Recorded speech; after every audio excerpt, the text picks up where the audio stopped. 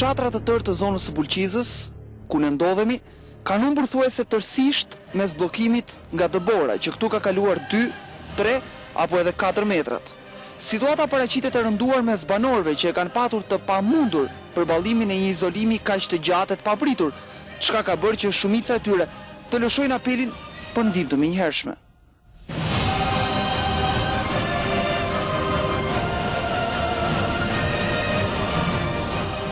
Fshatrat e Mpirkeqes nga bllokimi pasojnë njëri tjetrin, teksa rruga dredhuese humbet tërësisht në dëborën që sa vjen e shtohet.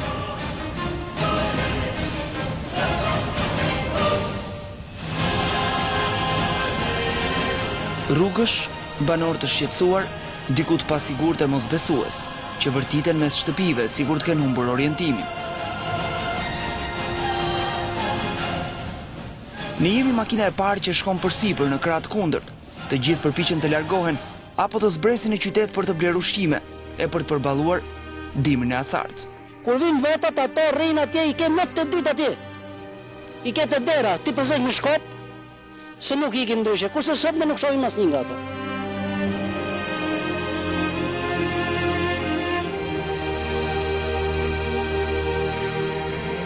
Rrugtimi vazhdon mes visesh të zbardhura e të humbura prej ditësh e ditësh në dëbor.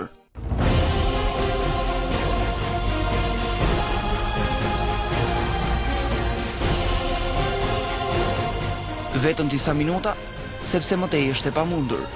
Edhe një makinë e lartë s'mundet të çajë rrethimin e barikadave të ngritura nga bora. Shtegu i hapur nga fadroma e vjetër e ushtrisë mbushet sërish nga ortek të shumtë të rrëkeshëm, duke bërë të pakalueshme e mjaft të rrezikshme rrugën drejt zonës së banuar.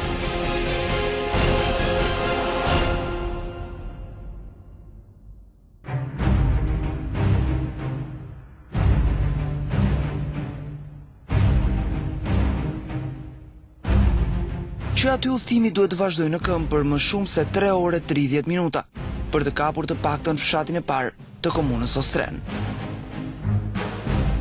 Pas rreth 5 kilometrash, dallohen shtëpitë e para të Rodoveshit.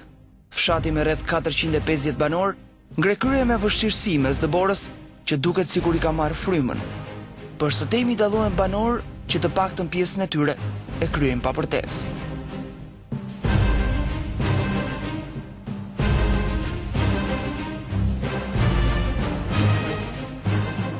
Ne jemi të parët që mbërrim në këtë fshat prej ditësh të tëra bllokimit të plot, çka i shtyn banorët të mblidhen natyrshëm në shesh. Drejt marrimit çdo gjë nuk ka. Absolutisht zbilës nuk ka dhe ku të marrësh. Këtu as që flitet për ndihmë. Dëgjojnë për televizore që japin ndihmë apo në zonën tonë. Absolutisht asgjë.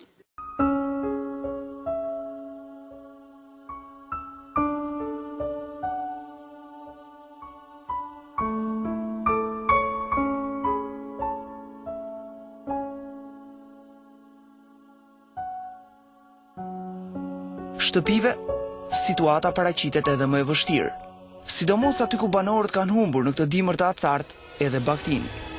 Varfëria për shumicën e ka bërë të pamundur përgatitjen e vërtet përballë një izolimi të tillë.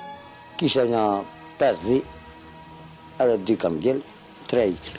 Me ikë nga usmurën, e nga ftohti po, edhe me kërku doktor s'ka, bora na zuni.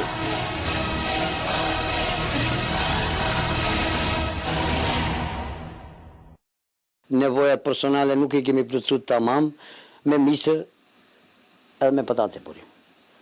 Ato kanë ngel, edhe ato janë në mungesë.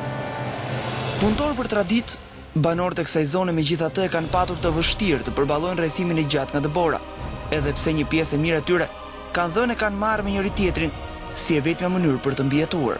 Ju jeni mjetet parë që po vini sot, juve që një shikoni hallet tona. A e kuptoni?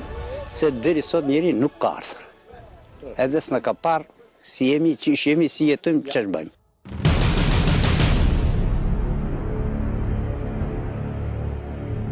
Banorët thonë se ndihma ky fshat nuk ka parë, përveç helikopterëve sanitar që kanë transportuar të sëmur nga zona pranë në Ostren.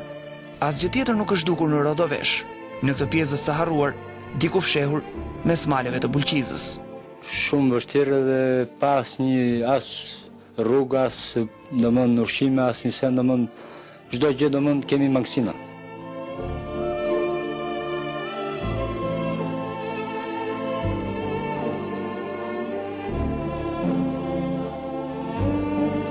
Fëmi, gra e burra në Rodovesh duken të pamundur për t'i dhënë udhë jetës në këto momente të vështira e të parashikuara nga askush.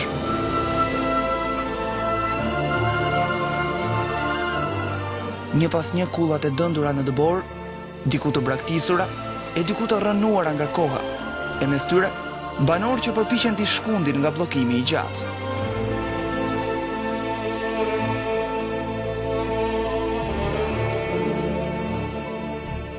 S'me kush më s'ku mas i tardën, s'me kush më kush më be. As një dhe pa shpes. Pa shpes. Mëtej është e pamundur të vazhdojmë. Me natën që fillon të bjerë, e sfilitjen që ndihet pas rrugtimit të gjatë.